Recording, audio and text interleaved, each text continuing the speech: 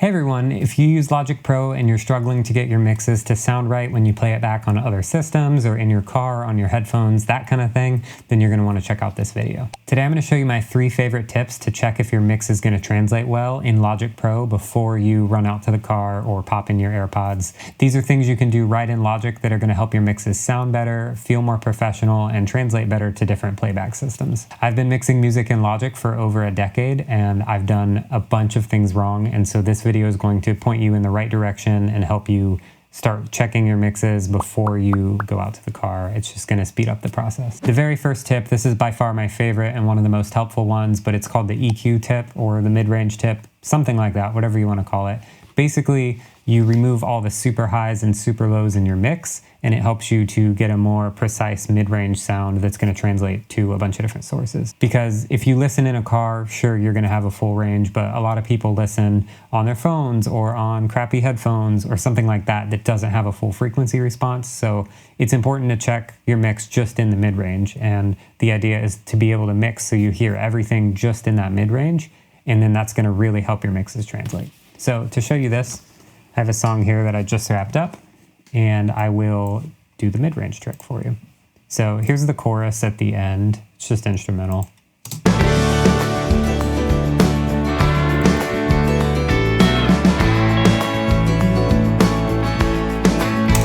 To go about doing this, go to your stereo output and grab a regular channel EQ. So the good old Logic channel EQ. And by default, yours will probably look like this. And you're going to want to turn on this low cut right here. Make sure it's set to 12 decibels per octave. And then right in here, type 200. So it goes way up there.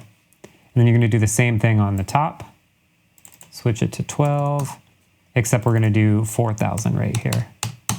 So what we've essentially done is cut out any super sub lows and any highs. What we're going to do is start playback and do a mental check of all the tracks in your mix and make sure you can still hear them all. So I'm going to add things in one at a time and make sure we don't lose anything.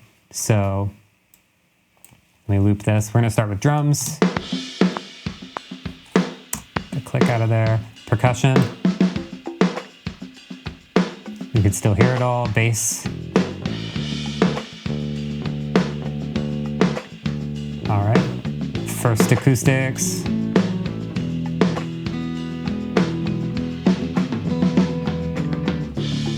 Second acoustics. All right, electric 1. Baritone.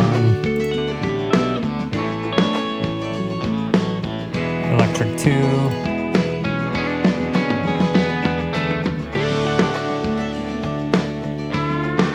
Electric 3, piano,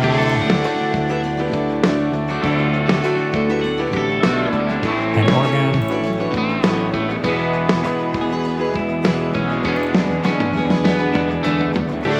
So we can still hear everything, and that means it's a lot more likely to translate well to a car or your iPhone or whatever you're listening back on, because with just 200 to 4K, we can hear everything and nothing's getting lost. So that would be passable in my opinion. If you can't hear things, I would start by addressing your faders, your volumes, because maybe your balance is just off. And if you still can't hear stuff, that's when it's time to start carving out more space with EQ or to check on your panning or that kind of thing. So for example, if say we want to hear more bass, right? We could always turn the bass up.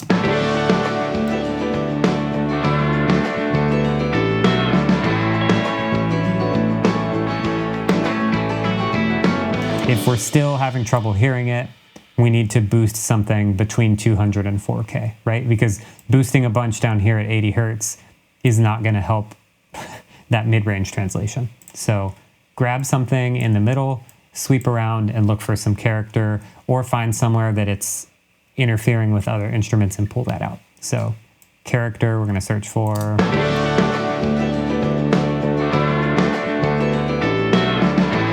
Right there, it sounds really good at 825.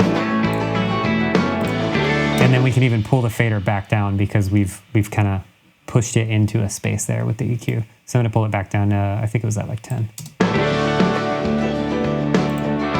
Because without it, here's with it. Once you do that, you can go back to your full mix, turn off your channel EQ, and double check your changes, and it should sound better, hopefully better. If not, there's still some finagling you need to do with the EQ most likely, but that's a good starting point and a quick thing you can leave on your master and check as you go, because like I said, if it's not translating in that mid-range, it's not going to translate outside of the mid-range.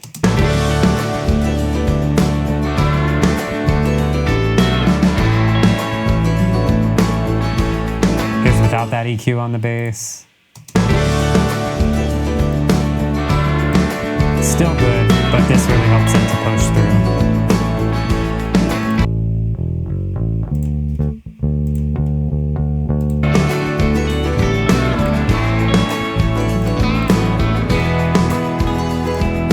So the second tip is to reference your mix in mono. And if you've never done this before, mono essentially folds all the sides into a single channel, because usually you're used to hearing stereo, so different information is on the left and the right, and they both share information that sounds like it's in the center. But with mono, it's all coming down the center. And what this does is it folds in all your sides, it gets rid of all your panning, it kind of combines all your reverbs, everything is just in the middle. And it's important to make sure you can still hear everything in the middle, because two guitars could be interfering with each other and masking each other, but if they're panned, you might not be able to know, but that's going to hurt your mix translation as well. If someone's listening like on a phone in mono or something like that, they're not going to be able to hear all the elements of your mix. So to check this, go to your stereo output again and go to, it's under utility for me, but you'll need to go to Logic. It's under utility for Logic too. Gain, stereo. And what you're going to toggle is this mono button right here. I like to just leave it on and then turn the plugin on and off, because then I can click it from right there. So we'll start it in stereo with the gain plugin off. Make sure mono's on again. And we're going to listen, turn on mono, and again, go through and make sure we can hear every element. All right, drums, percussion, bass, acoustics,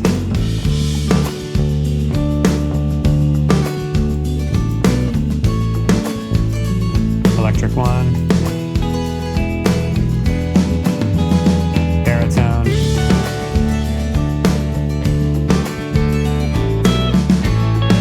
Telecaster,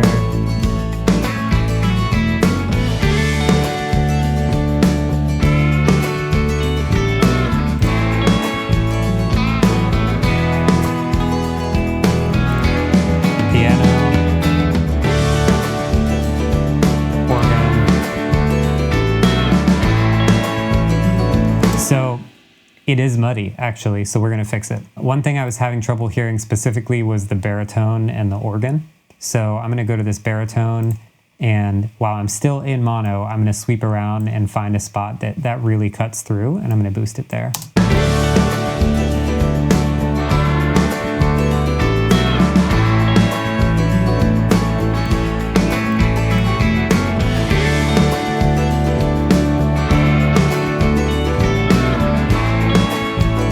Probably around 800 to 1K, and I'm going to find some other things that are occupying that area and take some out. So let's say the acoustics, for example, around 800 to 1K, I'm going to pull them out a little bit. So add a new EQ to the acoustics.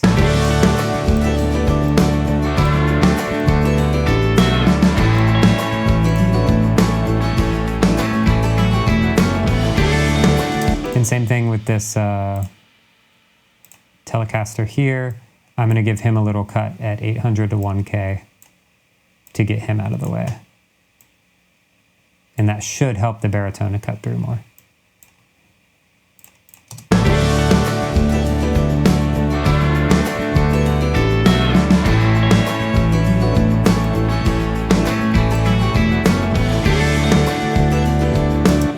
It's getting better. It's still not perfect, but that's the idea of how you'd go about that. We can also check maybe this P90 electric. All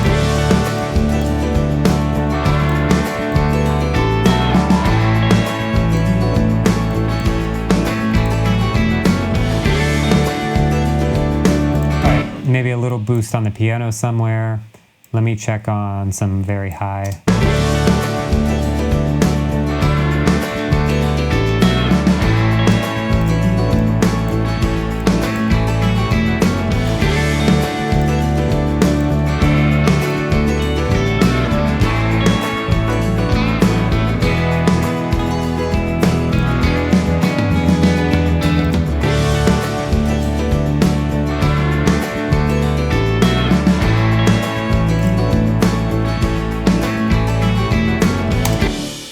So it's still very hard to hear things, and you can spend a fair amount of time just balancing this. But if you can get it to translate and hear everything in mono, then it's definitely going to sound amazing and wide and clear in stereo. So let me turn it off and play it back.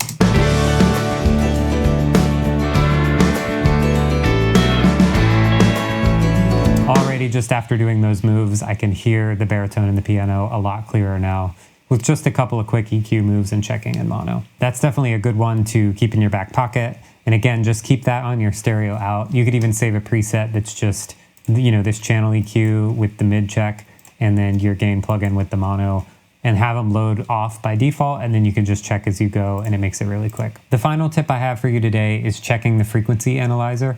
And before you get mad and tell me to not mix with my eyes, I don't, but it is important to see what's going on. I'm not gonna make any crazy changes because of it, but I want to generally check that nothing's like spiking.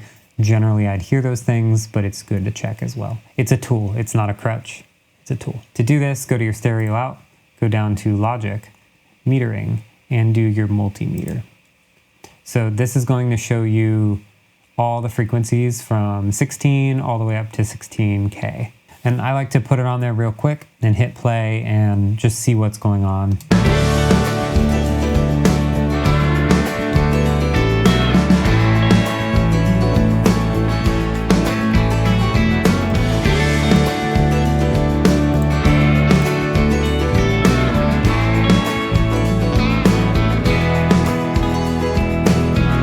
So the only real spike we have are kind of the fundamentals of the drums, but that's what I want. That's intentional to help them cut through and have their own space in the low end. But what you can pair this with that's really helpful is a reference track. So to set this up, if you've done like I have and have put processing on your stereo output, you're going to need to set up a master bus. So go to anywhere in your session that you see stereo out and go ahead and command click on it. So you highlight them all. Now I've got them all highlighted, highlit, and I'm gonna create a new bus. I usually like to use 32 for this, and then just call it mix bus. And then move any sort of coloration or compression or EQ that you're doing to your mix over to that. So I have this CLA mixdown plugin I'm using, and I have Ozone 10. Now it's all on my mix bus. So now if I drop in any new tracks, they're not gonna hit my mastering processing. And then grab a song and drop it in there, preferably a song that you know. Let me see if I have anything. Okay, so I've just grabbed this other song that I've mixed and have happened to check in places so I know it translates well. And I've just dropped that in on a new track. I usually like to put a big REF for reference on it so I know. And you don't wanna play them back both at the same time because it'll be too loud, but go ahead and solo up the track that you just added and open your mixer again. And now whatever you play, you're gonna hear that new track instead.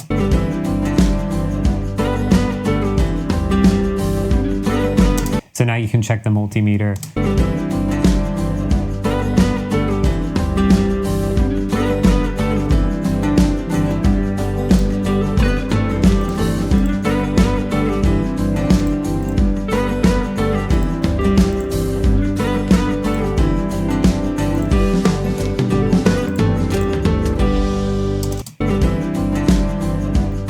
And then toggle back to your session mix and compare it.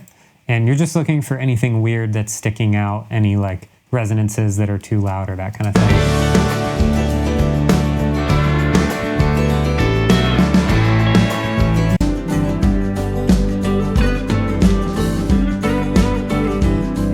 And a cool bonus thing you can do is that channel EQ, mid-range check, and the mono check you can use with your reference too. So you can really get a feel for like how loud certain things are. So if I go to the channel EQ, say we're gonna listen to kick, snare, and bass on the reference and compare that to our regular one. So you can hear them all and then switch back.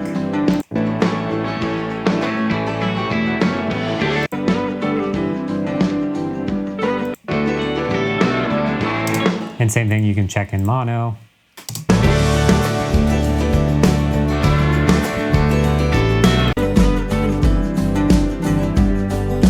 You can hear in the reference, the kick is kind of a lot tubbier, kind of kind of woofier, which is kind of intentional because it's a slower song and I wanted it to fill a little more space.